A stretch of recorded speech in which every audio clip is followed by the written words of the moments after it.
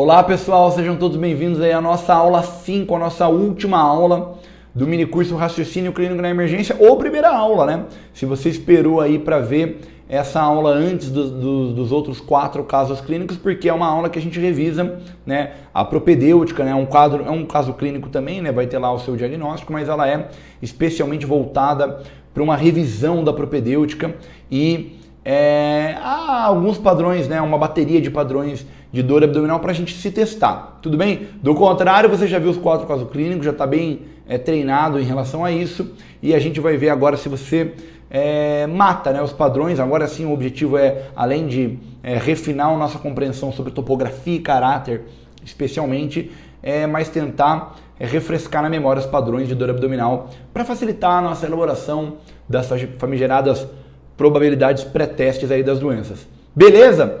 Vamos lá? Tá? Então beleza, né? A dor abdominal, né? O buraco negro da medicina de emergência, a gente vem falando isso ao longo do curso todo, tá? E o que acontece, né? A gente destaca, né, ao longo do curso, e a gente destacou ao longo do curso, em cada uma das 4 etapas aí do raciocínio diagnóstico, os principais erros diagnósticos que vale a pena a gente destacar, especialmente no caso de dor abdominal, né? Então, a gente viu em um dos casos clínicos, né,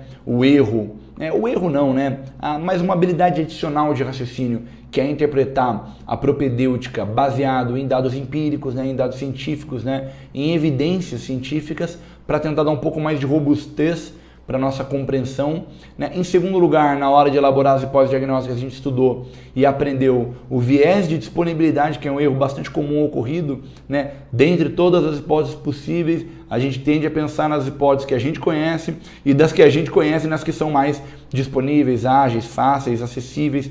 A gente tem uma aula só sobre isso para a gente explicar. Em terceiro lugar, teve um caso clínico que a gente viu os diagnósticos diferenciais, né, o erro cometido no momento dos diagnósticos diferenciais, especialmente no que a gente esquece dos diferenciais, que são as mímicas diagnósticas, e como fazer para corrigi-las. E talvez o mais importante aí, em quarto lugar, principalmente na hora da decisão de pedir exames complementares, da confecção de exames complementares, mas isso vale também para a propedêutica e para tudo, e até para a vida, né? É o pensamento bayesiano, né? Que é talvez aí o carro-chefe aí do curso. Muito bem, beleza? Então tá aí, né? Os 4 casos clínicos pretéritos, né? Vamos dizer assim, e o nosso quadro clínico atual. Nossa, é uma aula só de revisão? Vai ter o seu caso clínico também, né, com o seu diagnóstico, mas a gente vai revisar 3 pontos. Primeiro, né, a topografia, né, então características da semiologia topográfica. Em segundo lugar, vai ver vários caráteres de dor aí diferentes, para finalmente ver uma bateria de padrões de dor baseado nesse binômio topografia-caráter, para ver como é que vocês estão, para ver se vocês reconhecem. Daí a nossa sequência, ou seja, nesse caso a gente não vai parar tanto, né, naquela discussão sobre síndromes e diferenciais possíveis, para poder focar mais na revisão mesmo da propedêutica. Beleza, mas tem o caso clínico aí, né? Então o caso clínico número 5, né? Pega o seu papel aí, também vale a pena pensar sobre ele. Bom, então é um homem de 62 anos, né? De antecedentes pessoais rígido, e a queixa dele, queixa principal, é uma dor em fossa ilíaca esquerda, que começou há 4 dias, porém piorou hoje, né? Então o motivo do paciente procurar o pronto-socorro é a piora dessa dor já instalada há 4 dias. De história da moléstia atual, ela começou leve e pontual na fossa ilíaca esquerda, porém ela está aumentando. Você vai falar, beleza. Sinais vitais estáveis, né? Temperatura de 37,1, né? Talvez é um paciente que está se encaminhando aí para um estado aí mais, talvez subfebril, etc. E no exame físico do abdômen ali mais direcionado, inicial, o abdômen está um pouco distendido, né? Doloroso em fossa ilíaca esquerda, que é o local onde ele refere dor, com descompressão brusca positiva, porém sem peritonite generalizada. Essa dupla vale sempre a gente mencionar, especialmente em caso de dor abdominal aguda, né, de instalação aguda, que é DB e peritonite generalizada, né? Se tem um, se tem outro ou tem os dois. Você fala, bom, beleza, tudo bem. Então, primeira coisa que eu quero saber, seguindo a nossa sequência de sempre, qual que é a topografia, né? Então, qual é a característica regional de acometimento dessa dor. Então, lembrar sempre, né? SED, irradiação e migração, né? Lembrando da diferença de irradiação para migração. SED, fossa ilíaca esquerda. Você fala, beleza, então onde ele falou é onde está. Irradiação, olha, há uma irradiação centrífuga. Então, a partir da fossa ilíaca esquerda, a dor está se espalhando aí do centro para fora. Sem migração do sítio original. lembrar da diferença, né? A migração quando a sede muda, né? Irradiação, a sede permanece a mesma, porém se espalhando. Você vai falar, bom, beleza. E aí, a gente vai parar para falar, portanto, do primeiro tópico da nossa aula, que é uma revisão sobre a topografia especificamente. Então, primeira coisa, uma coisa que a gente já mencionou em casos anteriores, mas é o seguinte, né? Você deve conhecer, né, as formas de divisão topográfica do abdômen, seja ela em 9 regiões, seja ela em 4 quadrantes, seja ela em andar superior, médio e inferior, baixo ventre, em abdômen, esquerdo e direito, não importa. O que importa é que você não tem que pegar a classificação que você quer e colocar a goela abaixo no quadro clínico do paciente, ao contrário, né? É a sua descrição que se adapta à dor e não ao contrário. Se o paciente eventualmente não conseguiu definir exatamente seu limite ou se a dor de fato não está bem delimitada entre, veja, fossa ilíaca esquerda, né, hipogástrio, não sei o que, ele pode colocar, olha, dor em andar inferior do abdômen, por exemplo, né? Tudo bem? Ou dor, se ele não conseguiu, não, tá no flanco direito ou no hipocôndrio direito e tal, fala, dor em abdômen direito, pronto, né? A sua descrição se adapta e não o contrário, e aí, né, eu quero parar para fazer uma pequena revisão, né, ver se você tá com isso fresco em mente, do contrário, aprender e adicionar essas informações a mais que podem ajudar na hora da nossa tração propedêutica, que é um detalhamento sobre a sede e sobre a irradiação, né? A gente vai usar o tratado do Yamada aí, que é um dos principais tratados de gastroenterologia oriental, né? E o tratado do Schleidinger de Fortrans, que é um tratado também entre os mais usados aí, cada um para falar de uma coisa. Então, primeira coisa, olha que interessante essa imagem, tá? Que o Schleidinger traz. Ele faz o seguinte, ele faz uma correlação entre a sede da dor, tá?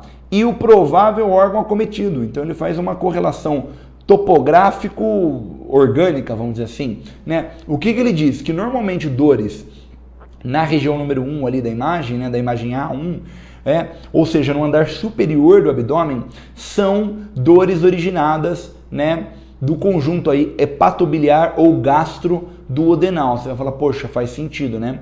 Que é a imagem ali número 1. Então dores, a gente viu aí, bom, não vou dar spoiler, né? Mas a gente viu algumas doenças relacionadas à árvore biliar, spoiler porque muitas vezes as pessoas querem ver a aula 5 primeiro, e que pegava a região número 1, né? Estômago também. Na região do centro, né? Na região de mesogastro, na região periumbilical, geralmente os órgãos acometidos já pega mais jejuno e ilho, né? Ou seja, os 2/3 aí distais do intestino delgado e cólon proximal. Você fala, bacana. E é bom saber também que as dores em andar inferior pegam trato geniturinário e cólon distal. Você fala, isso é óbvio. É óbvio, mas vale a pena saber, né? Nem sempre, né? Isso fica tão claro. Vale a pena a gente já dividir por órgãos acometidos. Isso ajuda, né?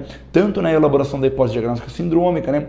Quanto na definição dos diferenciais. Tudo bem? E em segundo lugar, uma imagem muito interessante que o Yamada traz, que fala sobre a irradiação, né? Então, a gente, se vocês quiserem rever, né, os demais quadros clínicos, os demais casos clínicos das 4 aulas anteriores, para quem já viu, né, tenta lembrar disso. Olha que interessante, né?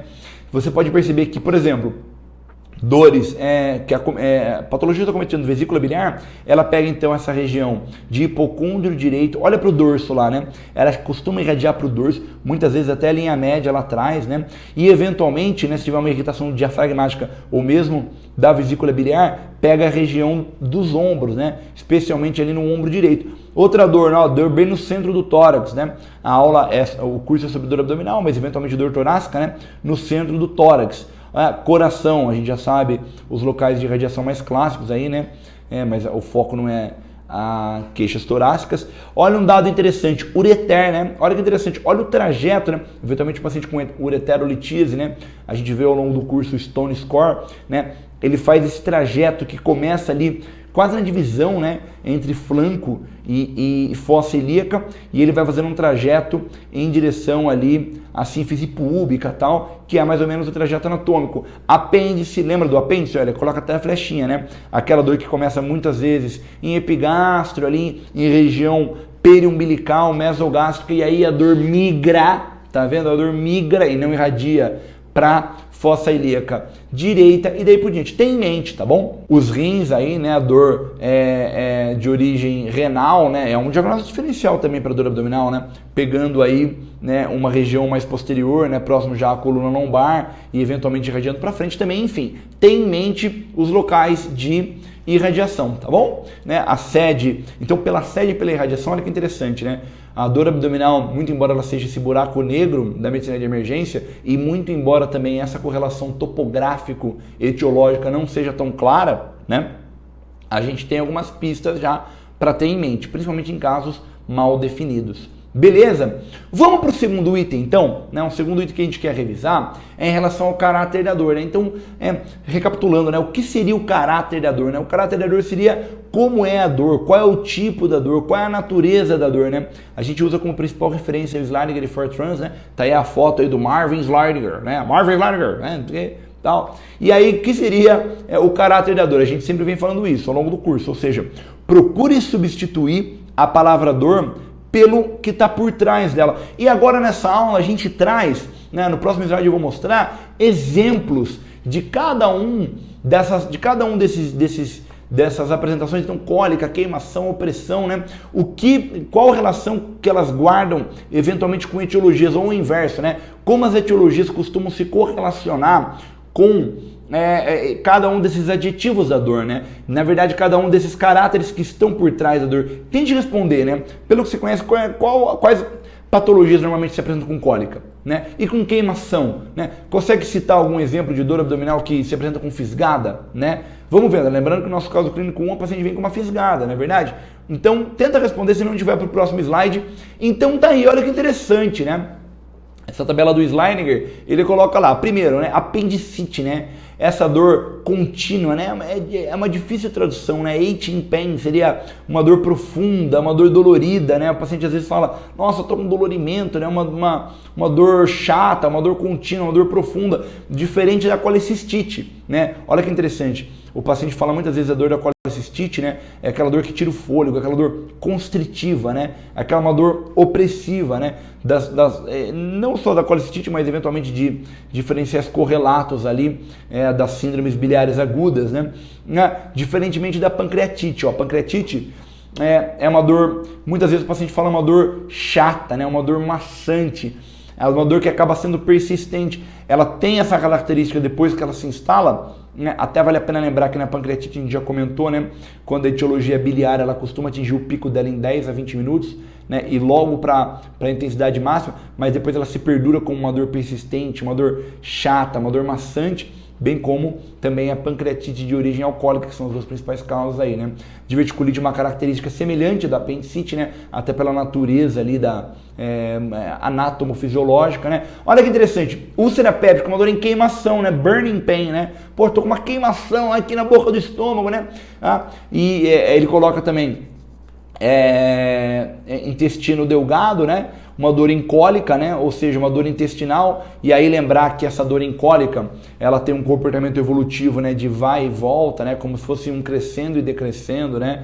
E ela é mais comum de dor realmente de vísceras ocas, né? Como é o caso dos intestinos aí que ele coloca. Além disso, isquemia mesentérica, né? Ou infarto mesentérica, aí sim, pelo menos na apresentação clássica, né? A gente vai ver ao longo do curso que existe a apresentação clássica e existem apresentações, né, não tão clássicas assim, a depender da etiologia da isquemia mesentérica, mas normalmente uma dor agonizante, né, uma dor muito intensa, né, isquemia intestinal é algo que dói, principalmente quando as causas ali são embólicas e trombóticas, né, uma instalação mais abrupta, intensa, aquele papo, né, da dor abdominal desproporcional ao exame físico, bababá, né, lembrando das síndromes aórticas, né, a dor enrasgando, né, entra até como critério no diferencial de dor torácica ali no ADD Score, por exemplo, que a gente vê no curso presencial Condutas e Emergências, tem uma aula sobre isso, né?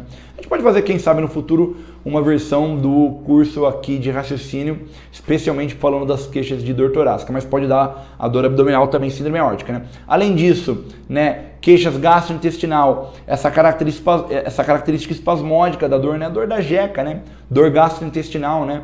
Gastroenterocolite aguda. Beleza, olha que interessante, né?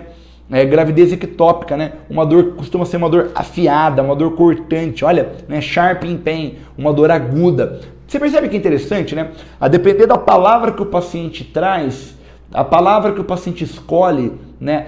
O adjetivo que o paciente fala, se você deixar ele falar, né? Porque muitas vezes a gente interrompe o paciente, muitas vezes deixa ele trazer, né, por volição própria o que ele quer dizer, para ver se a gente consegue eventualmente já ter uma pista da etiologia a depender do caráter da dor. E ainda do caráter da dor, né, eu quero falar de uma característica que a gente fala bastante ao longo do curso, que é o comportamento da intensidade, o comportamento cronológico da intensidade da dor, que muitas vezes é quem está por trás da definição real do caráter da dor. Então muitas vezes quando o paciente fala que a dor é uma dor incólica, ou é uma dor progressiva, ou é uma dor constante, você percebe que ele está falando da evolução temporal da dor. Por isso eu trouxe esse gráfico.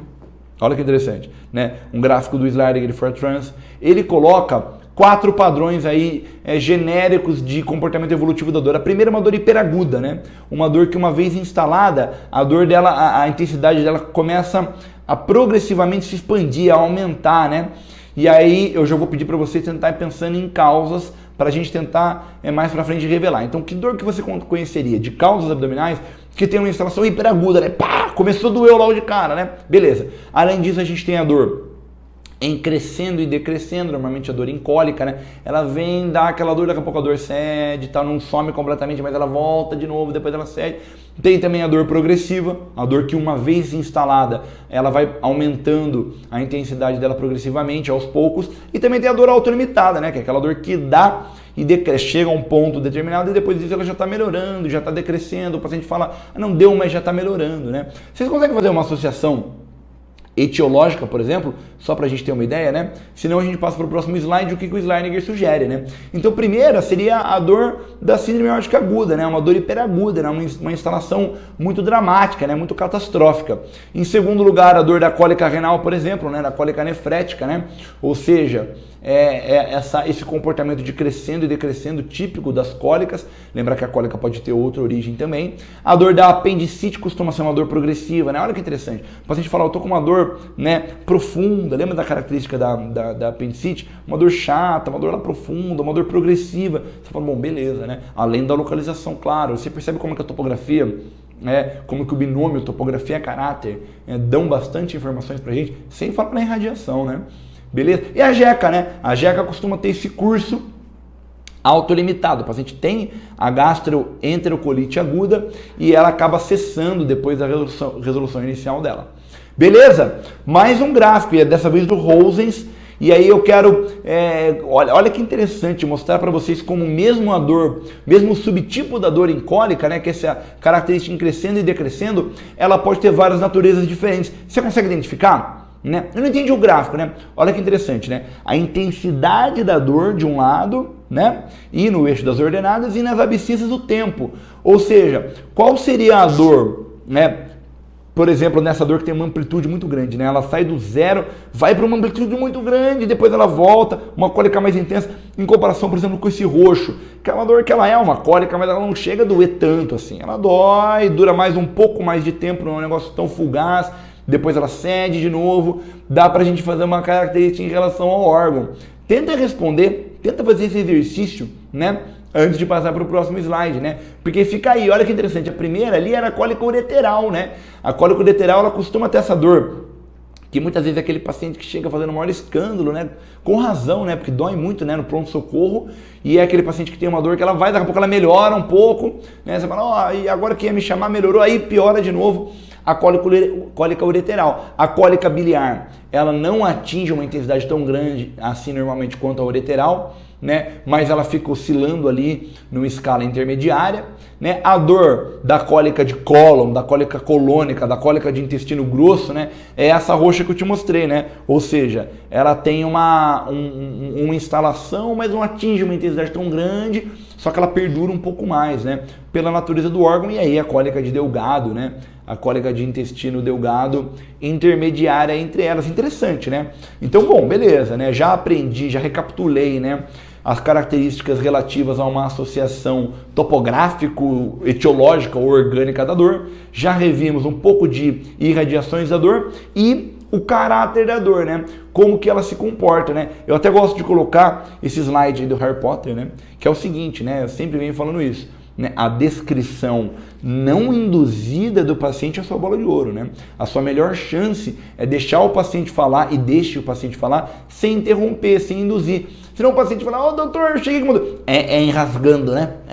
É fisgada, é tipo fisgada. Não deixa o paciente falar. Vê o que ele escolhe. Às vezes o paciente demora um pouco para falar, né? O paciente não está acostumado, né, a ver esse monte de palavra, né? A gente mesmo que é médico, né, às vezes se confunde, tá? Deixa ele falar, né? E o nosso paciente, né? Lembrar que a gente tem um paciente aqui, né, para ver, né? O que ele fala sobre o caráter da dor dele. Então o paciente fala o seguinte, né? Olha, é uma dor, né, profunda, intensa, né? Então ele já dá uma ideia sobre a intensidade.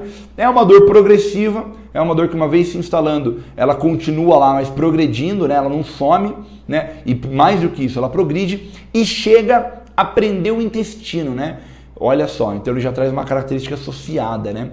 Olha que interessante essa descrição dele, mas perceba que é uma descrição não tão específica assim, ela não dá nenhuma dica pra gente, né? Coloquei até o gráfico aí, né? Ele não dá nenhum adjetivo específico, né? Ele rodeia em torno do caráter, né? Ele fala que ela é profunda, ela é intensa, ela é progressiva, né? Mas a gente já consegue localizar essas duas características, né? Primeiro, não é algo superficial, né? É algo que parece algo, né, uma dor mais profunda, né? Uma localização mais profunda, dá para ter uma ideia, e ela é progressiva, ou seja, uma vez instalada, ela tem piorando. Lembra do próximo passo, né?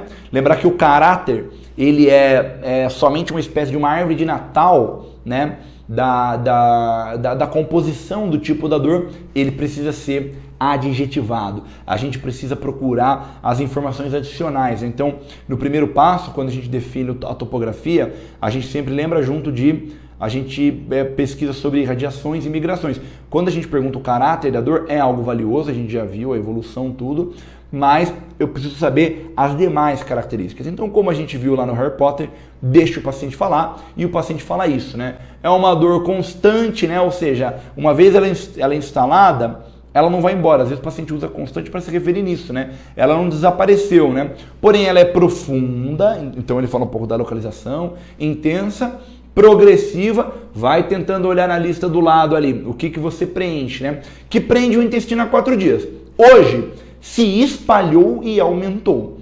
Parece que piorou depois que eu comi. Você fala, nossa, então tem bastante informação aí. Deixei o paciente falar. Tenta preencher essa lista do lado aí. Quais características você reconhece? Senão a gente vai para o próximo slide para explicar. Bom, sede fosfórica direita, beleza, né? Caráter, né? A gente até elegeu assim essa característica profunda, né? Constante, ou seja, ela não desaparece. Ela piora, mas ela não desaparece, né? Beleza, e ela tem esse jeito meio profundo. Instalação, olha, foi uma instalação gradual, né? 4 dias não é uma instalação hiperaguda, nem uma instalação rápida, nem uma instalação aguda. Evolução progressiva, ela progride, né? Ela não vai embora, mas ela progride, beleza. Ela vem associada com constipação, o paciente fala que chega a prender o intestino.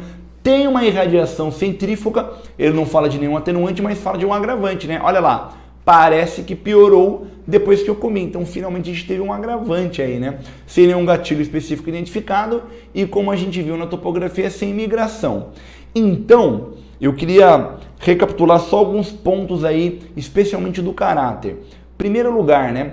Permita, portanto, como Harry Potter mostrou na bolinha de ouro, uma descrição não induzida, não interrompa e tente não ser sugestionável, não tente deixar o paciente sugestionável. Se for necessário, você vai dar uma sugestão, mas tente não, né, o máximo possível. Evite também uma lista de perguntas, coisa chata, né? Por isso que eu falo, né, na aula número 1 a gente coloca um slide lá entre o mundo ideal. O paciente chega na sua frente, você fica fazendo aqueles 10 mil perguntas, muitas vezes a gente quando o médico é recém-formado e não tem tanto essa especificidade da maneira de raciocinar ou de extrair a anamnese no pronto-socorro, fica fazendo muita pergunta, como se fosse um ambulatório, né? Como se fosse um retorno do paciente ali, tranquilo. Não, tem que ser meio rápido. Em terceiro lugar, e talvez o mais importante, você tem que ter background de conhecimento das causas, das patologias e dos padrões abdominais. Para, uma vez o paciente trazendo para você o binômio topografia-caráter, você fazer as perguntas pertinentes, né? Especialmente na ampliação do exame. Portanto, você precisa conhecer os padrões, pelo menos os mais clássicos, de dor abdominal. E é isso que a gente vai revisar agora, beleza? Então, eu vou pedir para você parar, né? Pega lá, a gente vai fazer uma listinha aí de 8 padrões e você vai tentar, e agora sim, você que estava tentando matar diagnóstico desde o começo, tenta responder, tenta ver, lógico que é algo mais simplificado, a gente não vai ficar montando um homem de 22 anos que vem e tal. Não, vai ser algo mais direto sobre a característica da dor, especialmente focando em topografia e caráter, esse binômio topografia-caráter, para ver no que você pensa. Olha só, né, a quantidade de doença e calma, não precisa responder já. A gente vai apresentar um por um, com tempo para você responder. Vamos começar? Vamos! Então tá lá, primeiro tipo de dor, né? Uma dor que se instala no epigástrio, né? Se irradia centrifugamente para todo o abdômen, né? Ou seja, uma epigastralgia caráter em queimação. Né? Caráter em queimação, e ela progressivamente fica difusa e coisa com peritonite generalizada. Então não é algo, né, tranquilinho, né? O que aconteceu aí para uma dor? Esse padrão é típico de qual dor, né? Fala aí. Senão eu vou mudar de slide. Tem que lembrar, né? Úlcera perfurada. Não é úlcera péptica normal, não. Poxa, peritonite generalizada, né? Uma dor de instalação normalmente, né? Aí, excerto do Rosens, né? Abrupta, intensa, né? Generaliza, costuma generalizar rápido e cursar com sepse, né? Lembrar que conteúdo do TGI dentro da barriga definitivamente não é alguma coisa boa. 20% tem irradiação para hipocôndrios e também no caso de pneumoperitônio, a gente viu ali um pouco na irradiação, né? Da irritação diafragmática pode doer, pode irradiar para ombros, tá bom? Normalmente não relacionada também à dieta, tá? Quando ela perfura, né? Diferente da úlcera péptica não necessariamente perfurada, tem aquela diferença, né? Da duodenal, da gástrica, a dieta, tal. Matou? Tem que conhecer, né? Segunda dor, olha só. Essa dor aqui é uma dor incólica. Você vai falar, beleza, uma dor incólica em hipocôndrio direito, né?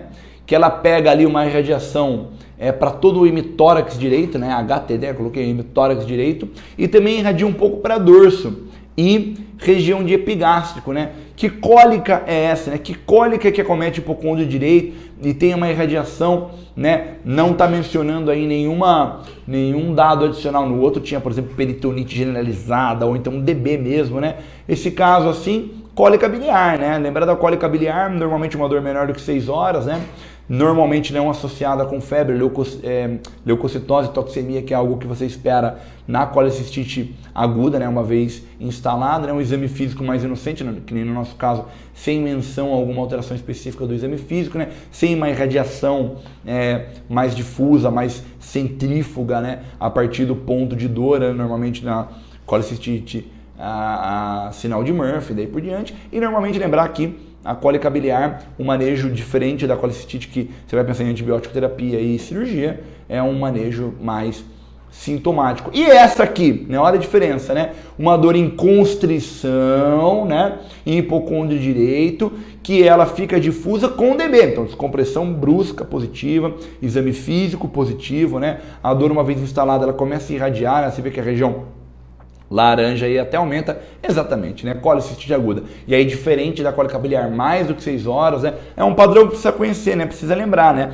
Tá bom? Lembrar que a cólica biliar, normalmente, ela precede os episódios de colecistite aguda, né? O paciente tem cólica, aí se instala a colecistite aguda. E ela vem com, normalmente, se espera febre, leucocitose, toxemia, né? Não que seja obrigatório, mas é algo que se espera. Espera-se também um exame físico mais exuberante, um exame físico positivo, né? E aí, como eu disse, você vai prensar do ponto de vista de tratamento, de conduta em antibiótico terapia e cirurgia, tá bom? E agora? Olha esse paciente, né? Então, veja, é uma paciente que está com uma epigastralgia, então, vai tentando lembrar, né? Sítio, né? Epigastro, beleza, tá? E irradiação, né? Ela está tendo uma irradiação aí posterior, né? Formando uma espécie de uma faixa que acomete aí hipocôndrios, indo para a região dorsal, né? Também um pouco se espalhando para baixo, lembrada da pancreatite aguda, né? Até coloquei aí a tabela aí do artigo do New England mostrando as principais causas, né? Pedra na vesícula e a etiologia alcoólica, né? Dor normalmente, portanto, em epigastro, irradiando para hipocôndrios. Ela é essa dor, em termos de caráter, em dor boring pain, né? Uma dor chata, persistente, aquela dor uma dor maçante, doutor, em epigastro e tal, né? Lembrar que na biliar, ela costuma ser mais bem localizada do que na alcoólica. Normalmente ela atinge esse pico aí mais rápido, né? De dor, uma vez que ela está relacionada ao deslocamento e impactação da pedra originada ali da árvore biliar, e na dor não biliar, normalmente ela é mais localizada e uma instalação mais gradual, tá? 50% com dor em faixa, 90% com náuseas e vômitos. Lembrar da CIRS também, né?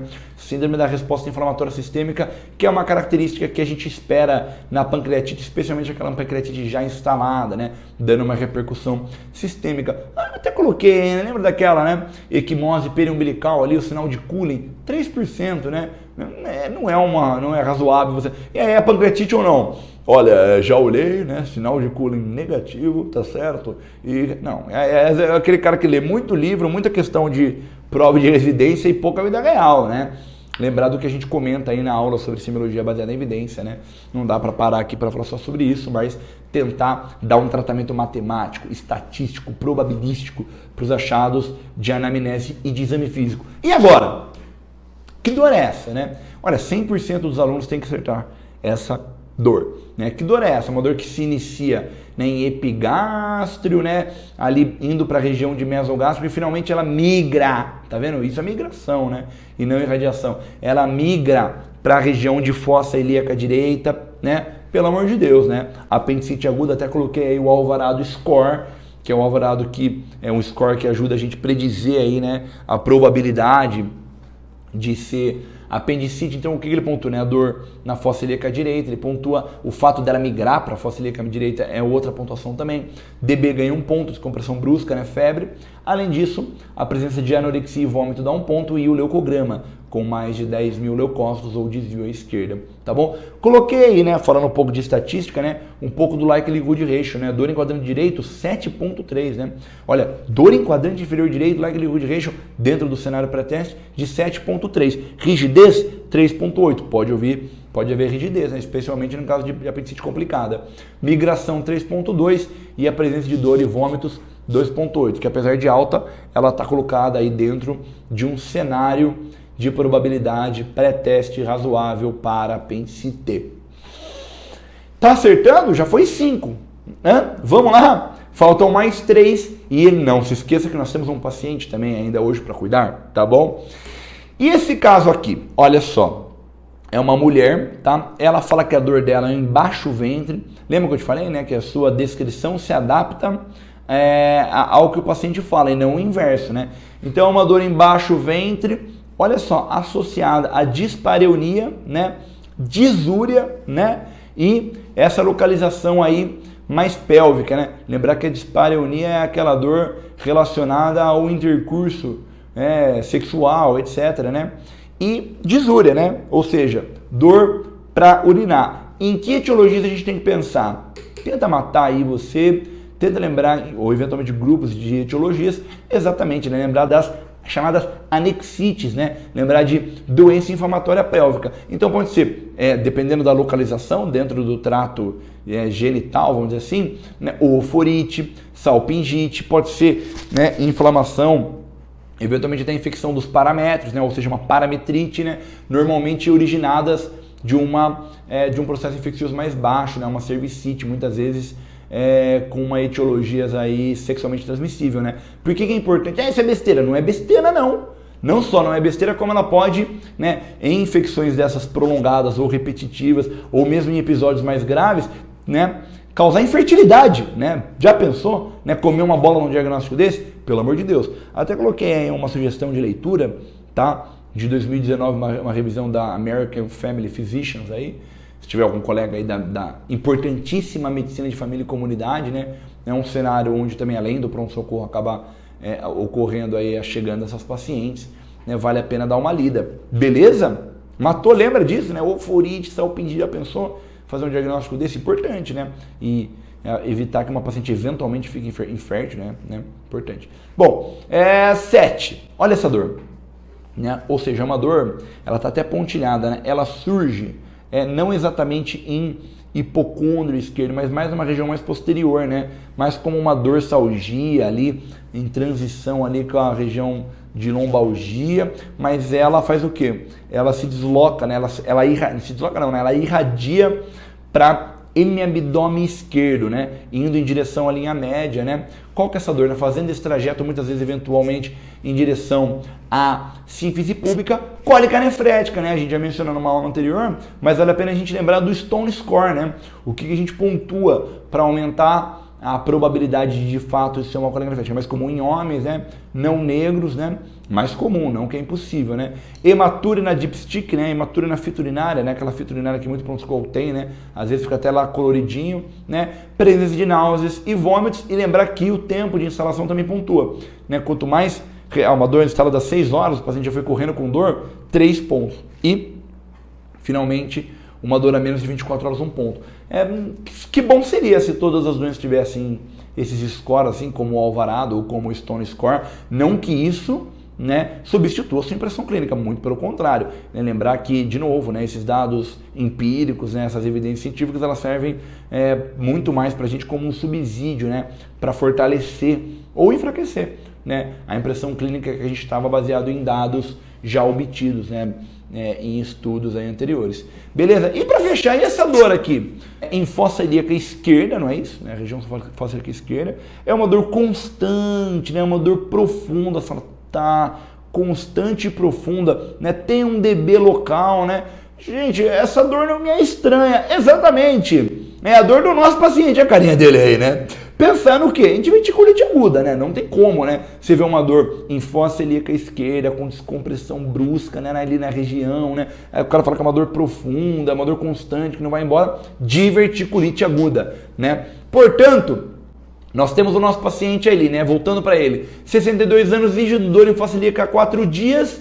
Topografia, fossa ilíaca com DB, beleza, né? Caráter, profunda, constante, igualzinho no padrão que a gente viu. E aí eu te pergunto, ampliação do exame, né? Então a gente já reviu a etapa número 1, né? A gente já reviu a etapa número 2. O que seria, só para a gente revisar com um pouco mais de calma, né? Se aprofundar, nessa etapa número 3. A etapa número 3 seria o seguinte, né? Ou seja, quando a gente define o binômio topografia e caráter, já estudou ele, quais as perguntas são pertinentes a serem feitas, são concernentes ao caso, né? São relativas ao caso, dizem respeito ao caso. Você não ficar fazendo uma lista de perguntas chata, né? Até coloquei uma menção literária aí, né? De 1984, né? Eu só quero saber do que pode dar certo. Não vou ficar fazendo um monte de pergunta que não tem o menor cabimento, né? Fazer 1000 perguntas impertinentes é tão inútil quanto nenhuma pergunta, né? Ampliação do exame, eu gosto dessa imagem, né? A gente tem a ideia de que a topografia e o caráter é a alma mater, né? A célula mater, né? A partir de onde os sinais, os sintomas que forem pertinentes orbitam em torno dele, né? Para finalmente a gente definir as hipóteses, tanto sindrômica quanto diferenciais. Então, ter em mente na hora de fazer a pergunta de ampliação dos exames, as hipóteses principais e as complicações de eventuais hipóteses mais prováveis, mais promissoras, entendeu? Então eu te pergunto, tá? Com esse paciente nosso, dor em fossa ilíaca esquerda progressiva com DB, quais são, mas vamos tentar agora com calma para ampliar o exame, qual é a hipótese diagnóstica principal e quais são as complicações dessa hipótese diagnóstica principal? Porque as perguntas que a gente vai fazer na ampliação do exame, elas são perguntas que devem aumentar ou subtrair ou diminuir a probabilidade da hipótese principal, bem como dar pistas para nós sobre eventuais complicações, vocês entendem? Tá? Então, vamos lá, tenta responder. Qual é a hipótese diagnóstica principal? Já falou de diverticulite, né? Quais são as complicações principais da diverticulite? São 4 complicações das mais comuns. Vocês lembram? Então, tá aí, né? Olha só, abscesso, né, como complicação, obstrução, eventualmente essa obstrução acaba sendo até uma obstrução parcial, né, não uma obstrução completa do trânsito, perfuração em até 2% das vezes e fístulas, né, e fistulação. Lembram disso? Né? Então agora é eu que pergunto para você. Deixa o papel aí do lado, deixa aí o seu laptop e eu faço a seguinte pergunta. Quais são as perguntas que você faria para tentar aproximar ou afastar a hipótese de abscesso, de obstrução? Tenta fazer. Não, mas não é tudo igual? Não, não é tudo igual não. Quais sintomas e sinais eu pergunto para o paciente para eu ter uma probabilidade pré-teste elevada de uma perfuração? Você entende como isso é importante? Senão você vira aquele cara assim, ó. Queixa, dor em fossa ilíaca esquerda, conduta, tomo, com e sem contraste, não sei o quê. Não, você tem que saber qual é a chance. Muitas vezes até para você, né, antecipar, falar, esse paciente é grave, né? Olha só, esse paciente tem sinais de perfuração, né? Acabou a discussão, coloca ele na frente, está no paciente no pronto-socorro, ele com 100 pacientes. Esse cara fala que está com uma dor abdominal, você vai falar eventualmente, aguarda ali, faz um sintomático e volta depois. Ou eu não peço exame nenhum, ou então não parece que está com complicação, ou então eu estou achando muito que é diverticulite, quero pedir um exame para uma complicação específica ou não? Tente responder. Quais as perguntas que eu faço, tanto para estimar a probabilidade de diverticulite, quanto para cada uma das hipóteses. Senão a gente passa para o próximo slide. Então tá aí, né? Até coloquei a lista. Bom, primeira coisa, pensando em diverticulite, vale a pena perguntar, tem uma coluna prévia? Né? Muitas vezes o paciente fala, não tenho divertículos, tenho doença diverticular, tenho diverticulose intestinal. Vale a pena. Hematoquesia, vale a pena perguntar? Vale, presença de sangue nas fezes, até 10% desses pacientes tem uma queixa de hematoquesia. Outra coisa importante, tem que ter lembrado, tem que perguntar, entendeu? Senão você não faz nem as perguntas certas, né? Fala, eu já me resguardei, perguntei todas as perguntas que eu lembrava da anamnese. A casa dele é de pau a pique, quantas geladeiras tem na casa, não sei o que, toque retal, né? Vamos com calma, né? Outra coisa, teve episódios prévios, né? Lembrando que 35%, né, dos pacientes com diverticulite tem episódios de recorrência, né? E para as complicações, olha que interessante. Para abscesso, olha, há uma massa palpável? Vamos no exame físico ver se tem massa palpável? A abscesso normalmente cursa com calafrio, sudorese e febres. Tudo isso tem que perguntar. Estão entendendo como é que é a ampliação do exame, né? Diante da hipótese principal e das suas complicações, eu já faço as perguntas, né? Para a partir daí eu ver os exames pertinentes e a velocidade dos exames e a priorização do paciente, né? Sobre obstrução, aí sim vale a pena perguntar, né? Como que está o hábito intestinal? Tem flatulência? Tem inapetência, indigestão? Não é isso? E olha esse aqui, quem lembrou desse aqui? Né, na hora que você for fazer a sua listinha, né? Sobre fístulas. Quem perguntou de pneumatúria, né? Fecalúria, ou seja, fístulas colovesicais podem cursar com fecalúria, né? Já pensou que situação? Ou fístulas, sinais e sintomas relativos a eventuais presença de fístulas colovaginais, né? Então tem que perguntar tudo isso, né? Sobre aparelho genital, urinário e sobre o hábito intestinal, o que tem de novidade ali. E sobre, finalmente, diferenciais. Eu coloquei um item aí, vale a pena a gente perguntar, obviamente, uma dor em fossa ilíaca, poxa, será que tem algum abaulamento, né? Eventualmente uma hérnia, né? Não parece tanto, né? Tem DB nesse caso, mas, poxa, de repente tem um abaulamento, ele tem disúria, tem Jordano, né? De repente também pode ser uma dor, né, de origem urológica aí que está passando batido. Mas vamos ver o que o nosso paciente respondeu. Olha quanta pergunta, hein? Você vê que interessante, né? Quanta coisa relativa à hipótese diagnóstica desse caso vale a pena perguntar. O que o nosso paciente fala?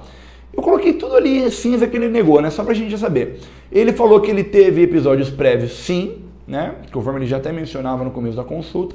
E ele teve calafrios e febres, sim. Você vai falar, beleza, tá? Então, dos diferenciais lá ele nega tudo, né? Nega. Não tem um abaulamento, não tem disúria, não tem Jordânia, para fístula, para obstrução, tudo bem, muito bem, beleza, né? Lembrar da hipótese diagnóstica sindrômica, finalmente, ou seja, uma vez que a gente definiu o binômio topografia e caráter e ampliou os exames e já teve, né, em mãos os exames que o paciente pediu, a gente lembrar de fazer a hipótese diagnóstica sindrômica, que não é o foco dessa aula, é o que a gente fica debatendo em todos os outros 4 casos clínicos, né, especialmente síndromes, a hipótese sindrômica e os diferentes diferenciais, mas lembrar que ela pode ser feita na hipótese diagnóstica sindrômica, né, que é uma espécie de gaveta, né, que abarca as etiologias prováveis ou concernentes àquele caso, né, por 2 mecanismos diferentes, né? Se o caso estiver meio mal explicado ou não estiver dando cara de nenhuma etiologia, a gente faz uma hipótese diagnóstica sindrômica mais relativa à topografia, né? Mais dirigida pelo local de acometimento, né? Se a gente não estiver tendo muita ideia. Se não, se o contrário tiver mais ou menos promissor, escrachado ou dado na cara ou bastante pista de um grupo sindrômico específico, a gente faz essa hipótese diagnóstica, essa gaveta, pensando na principal patologia, né? Com isso eu ganhei mais especificidade para o meu paciente. Tudo bem, né? Quando a gente vai definir a hipótese sindrômica, a gente precisa eleger dentre as etiologias, né, quais são mais compatíveis. Olha o que eu coloquei aí, né? Eu coloquei um trecho aí da Tintinales, né? Que é um dos tratados de medicina de emergência, ou seja, ele coloca o seguinte, né? Em se definindo a hipótese diagnóstica sindrômica de um caso de dor em fossa ilíaca esquerda ou em quadrante inferior esquerdo, né, a gente tem que lembrar de todas essas causas, né, possíveis, né? Então ele coloca, além de diverticulite, causas gineco-obstétricas, né, no caso de mulher, até herpes zoster, que é algo mais superficial, e daí por diante, tá bom? Causas masculinas da torção testicular e também causas urológicas. Olha quanta coisa a gente tem que pensar. Eu estou falando isso porque na hora de definir essa gaveta, né, se estiver muito indefinido, você vai ter que pensar em todos esses diferenciais. Se estiver mais ou menos definido, vale a pena você encaixotar alguns deles dentro de uma apresentação típica. A gente vê bastante isso ao longo dos 4 casos clínicos anteriores. Tudo bem? Então, né, eu vou aí ao guideline de 2020, né, de manejamento da diverticulite, né, da Sociedade Mundial de Cirurgia de Emergência. Olha que interessante que ele aponta, né, uma vez pensando em diverticulite, eles recomendam contra, né, o diagnóstico baseado somente em achados clínicos. E o que isso quer dizer? Que a clínica não interessa? Não. Finalmente vou pedir exame? Não. É óbvio que a clínica interessa, que é a partir dela que você vai estimar a probabilidade de pré-teste, tanto da principal hipótese quanto dos diferenciais, e pedir o exame. Mas, em se querendo confirmar o exame, a hipótese de diverticulite, a tomografia é o exame de eleição. 94% de sensibilidade e 99% de especificidade. Beleza? Né? E aí a gente pediu tomografia para o nosso paciente, até extraímos essa imagem para depois, quem quiser ver, né, uma revisão do New England de 2018 sobre especificamente diverticulite.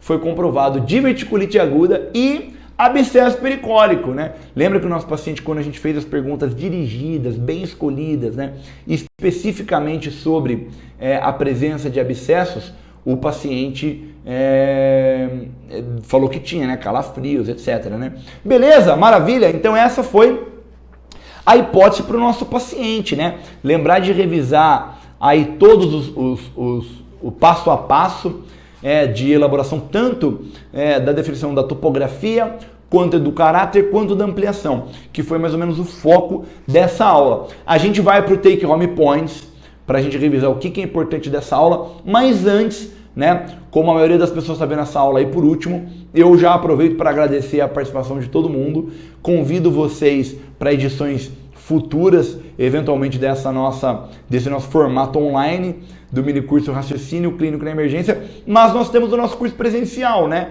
Obviamente, a gente está gravando o curso agora na vigência da pandemia, né? A gente não sabe como é que vai ficar mais para o futuro, mas a gente já fez aí mais de 10 edições presenciais até o determinado momento, e assim que for possível, né, caso seja possível, quando você estiver assistindo, compareça, estão convidados, né?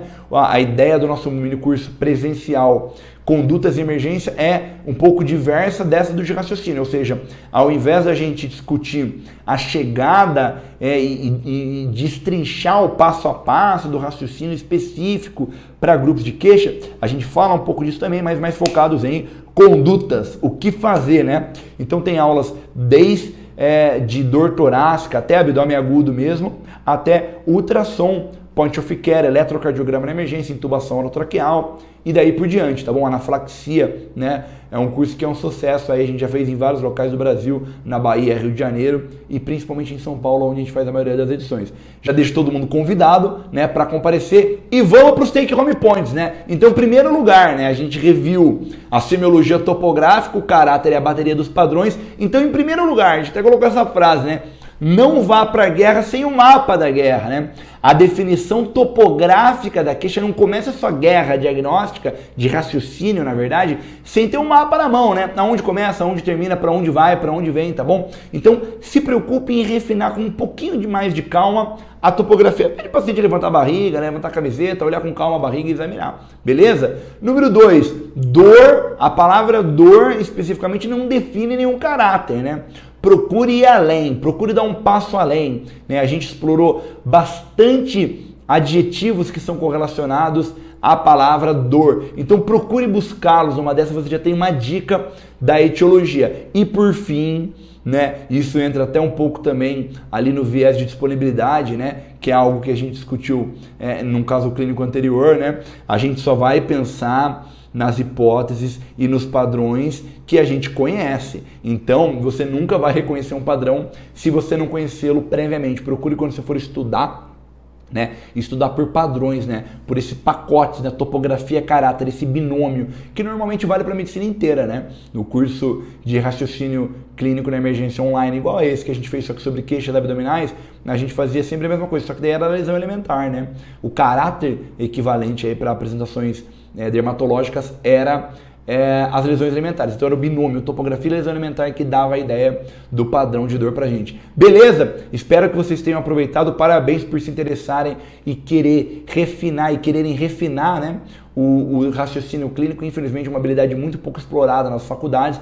A gente às vezes fica muito preocupado somente, né, em aperfeiçoar as habilidades referentes à confecção de provas de residência, né, e pegar o jeito de fazer, mas pouco para a nossa vida prática. Então, parabéns para você que se interessou por isso. Espero que tenham aproveitado. Agora é hora de revisar os temas e vou pedir para vocês mandem um feedback, né, tanto aí pela plataforma Hotmart ou pelas nossas redes sociais ou pelo e-mail, tá? Mande um feedback porque isso é muito importante, o que você gostou, o que você melhoraria e se você conseguiu aproveitar ou não, tá bom? Um abraço para todo mundo e emergência é para já!